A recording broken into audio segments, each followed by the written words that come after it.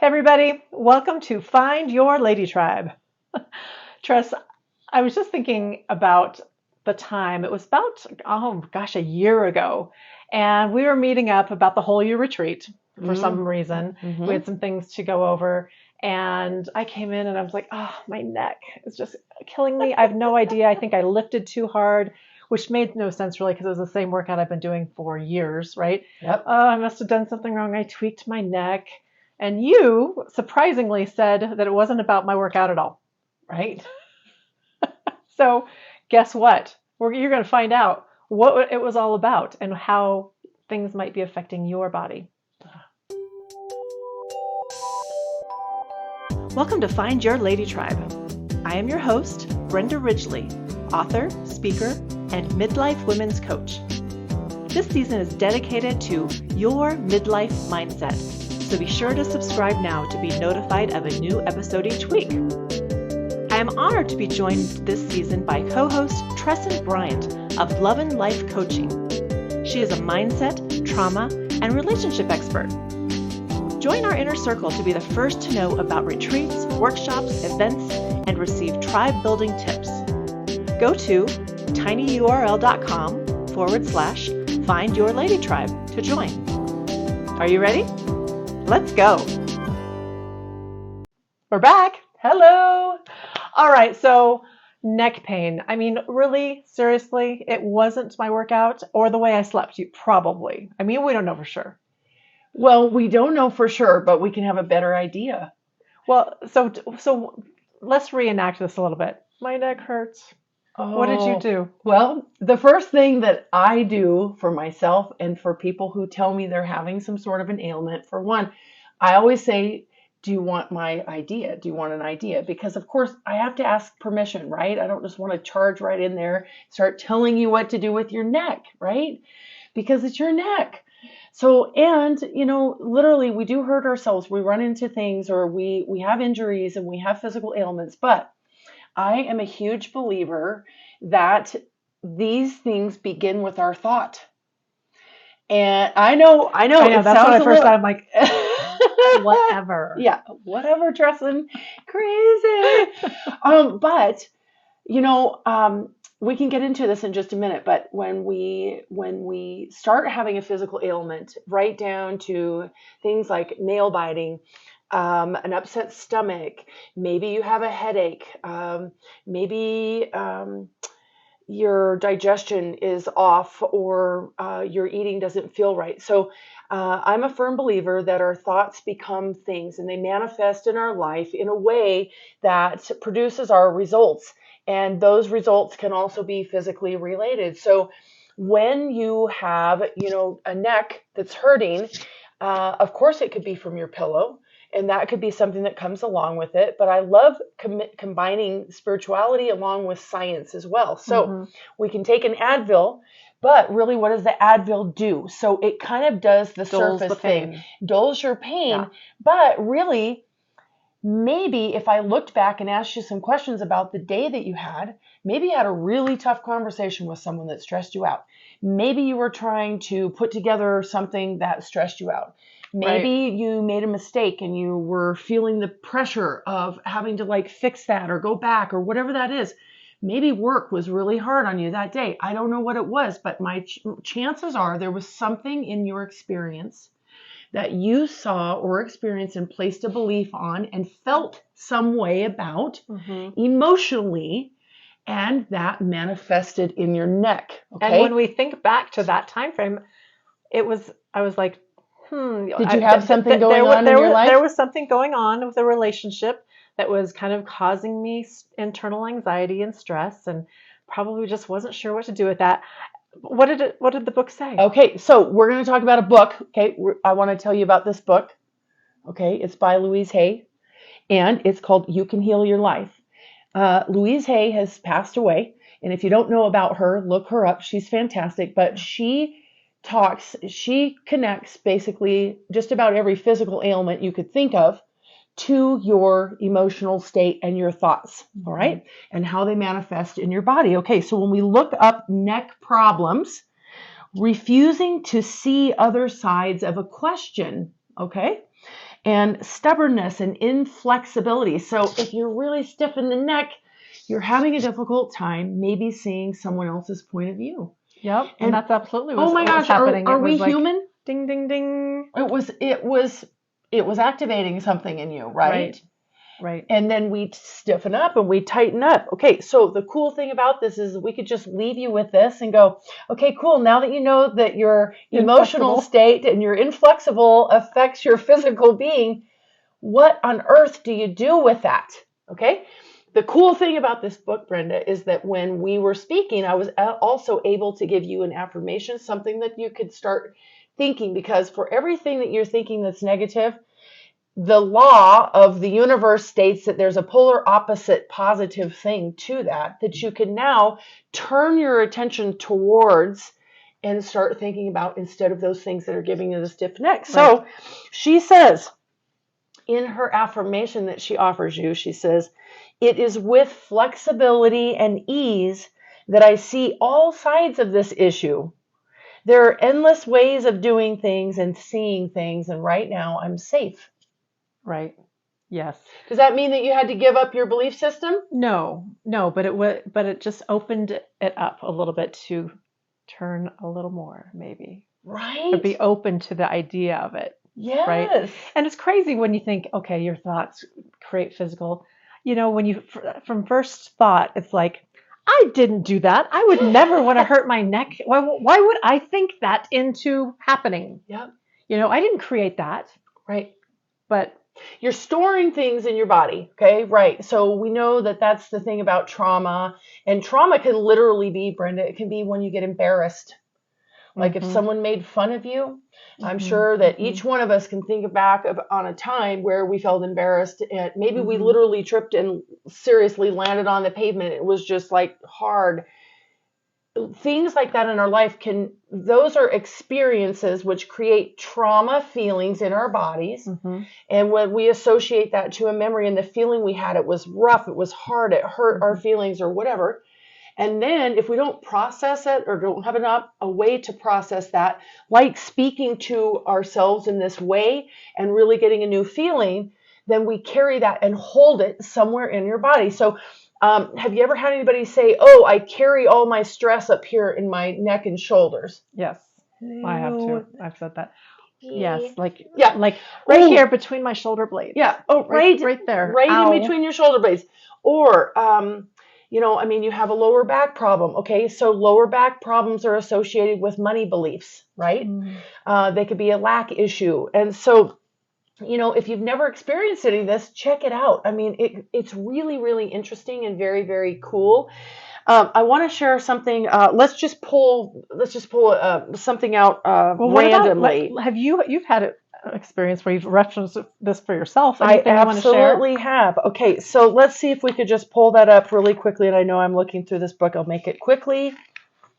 So this would have been mine. Okay, so in 2018, I was 49 years old. I was diagnosed with colon cancer. Okay.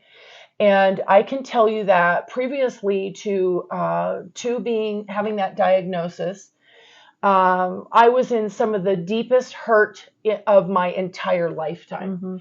I had ended a relationship, or we had ended our relationship with the person that I thought was my soulmate, and that I literally that I thought I was going to spend the rest of my entire life with, right? And who I wanted to, and it was one of the deepest hurts I've ever experienced in my entire life. Yeah. And so I didn't know a lot of the things then that I knew now about processing hurt and processing grief and processing letting go and those types of things. So listen to this. Cancer is actually in the book, okay? Deep hurt. So she comes up to the probable cause. Deep hurt is the very first thing that she says. And also long-standing resentment. Oh, did I resent the fact that I was losing my relationship? Yes. Did I resent myself in certain situations for the responsibility I had in that relationship? Did I resent my partner during that time for some of the things that he had said and done? You bet I did. Yeah. You bet I did. She goes into deep secret or grief, eating away at the self. carrying hatreds, and what's the use? Giving up. Yeah. So I can tell you that I felt like we had given up on something that was really, really beautiful and just supposed to be life lasting, long, Right. you know? Right. So I truly know for sure, and this was, I didn't have this book at that time. I learned a lot, and I wanted to find ways of why was I feeling what I was feeling? Why was I feeling so much anger? How could I process that trauma in my life? How could I process this relationship? That's why what got me into coaching in the first place was amicable divorce. Right. There was a lot of things that were coming up for me. So I know for sure, you guys, that I believe that I created the cancer in my body. And then not too long after that, I started seeing signs of this. Now, I didn't automatically get cancer in 2018. My relationship had ended previous to that. And we had already separated and things like that, but it had been growing and going for probably a year before that. Right. And I had started seeing signs of my cancer for probably, I would say, a good 4 months. And, they were intermittent. I didn't really know. And, something within me, that's an intuition, told me to have things checked out. And I did. And that's when I was diagnosed with, a tumor and colon cancer. And now I know for sure that if I had been able to have a resource like you as a coach, myself as a coach, something like that in the beginning, I could have processed, or even just this book. Right. Even if just this book. So if you're like, oh my gosh, I can't afford a coach right now, go to the library and pick up this book, and you're going to be able to pull up anything that's in there. Can you even believe? I mean, cancer is like one of the number one killers. Yep. In, for sure, the United States. Yeah. And truly, most of that is because of resentment. Don't you think? And things hurts that you're burying. We want to talk about smoking, and we want to talk about environmental issues, and we want to talk about things like that. Now, do I believe that there's certain chemicals in our food and things like that, and that we use in our yard or whatever that could be cancer causing? Absolutely. Right. So that's the science part, right? Right. So I do believe that there's things that we can do to be more proactive with the way that we eat and the way that we take care of our bodies, physical health, and those types of things. However, I've seen totally perfectly healthy people who are running marathons die of cancer. We had a very, very close person in our friendship circle. She died very young, and she was one of the healthiest people that I know. But I do know that she had a lot of sadness in her life from some particular family issues that were there. Now, am I telling you can prevent cancer? I don't know that. But what I can tell you is that if you can get yourself to a better emotional state and a healthier state and process your trauma that you may be holding somewhere in your body in a certain place, you're going to lessen your pain. You're going to feel better, and you may be able to listen to more of that intuition. But I really believe to the core of my being that this is truth. Yeah. And that we need to combine the science and the spirituality and the internal work with what's going on. And take the Advil if your head hurts so that you can rest for that few moments and actually have the brain power to process and pick up the book. You ever had a headache so bad? People with migraines might be watching this show and just be going, oh my gosh, or listening and just going, girl, you do not even know what it's like to have a migraine. I don't want to pick up a book. Yeah, I'm in total darkness. Seriously, take the science in first, utilize that, do the things, the calming things, breath work. Hello, there's another tool.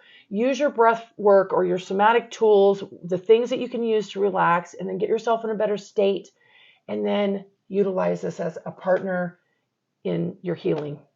And let's talk just a little bit about forgiveness. Oh gosh, huge tool. I mean, and I think people get confused about who the forgiveness is really for. Right. What the purpose it is and where it comes from. Right.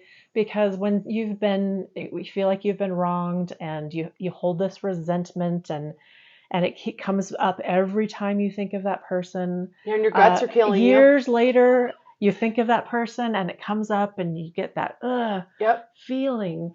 There are strategies to release that through forgiveness, and it really is for you. Absolutely. And not, of course, it's not that we are condoning a behavior or No. that something happened or anything, but it is just getting to a point where you can be at peace that that's no longer your story. Well, and it doesn't run you, right? Okay, so when we have something like that is unprocessed, we hold it, we carry it as resistance in our body, and that can make us sick, right? Mm-hmm. So there's a number one reason why it's for you. The letting go of it is the process of, letting go. And you're like, well, how can I let it go, right? What is the process of letting it go? Take a look at it and then really, really reach down inside. And I will tell you that the worst experiences that I've ever had in my life, I have looked at and been able to, in some way, shape, or form, find some gratitude for something else that happened in my life due to that negative thing that came about. Mm-hmm. So what I'm saying is find gratitude, and you can find it somewhere. Find the release of that energy in your body. We can work more on this. If you want to work more on this, I definitely can help you work through this process. But it's locating that. Where do I feel it in my body? Am I feeling this here in my chest? Do I feel it in my guts? Does my shoulder hurt every single time, that I'm trying to process and think about this one stressful thing? You can locate it in your body. You can locate it in your thoughts, and you can pull it back up and realize that it's not happening to you in the current moment. Okay? Right. You're safe. So you're going back. You're going backwards. Yes. And now you're reliving, like I said, you're reliving a memory that holds a lot of energy with it. And you can do things like breath work, breathing, singing, moving your body, taking a walk, running. Sometimes I can just hoof it down that trail and I'm feeling all of this energy being expressed. Mm-hmm. And then I can, renew myself again. So forgiveness really is a beautiful key, and it kind of morphs itself once you're able to let go and forgive. And maybe forgive yourself for holding on to it for so long listen, what if the person died, Brenda, and you can't get closure? You can't get them to explain why they did what they did. They're never going to be able to tell you. What if that's going on? Are you going to live with this for the rest of your entire life? Many do. It's unnecessary pain that we put ourselves through. We want to hold on to that story and cling to it so much, even though it's killing us and causing us that pain.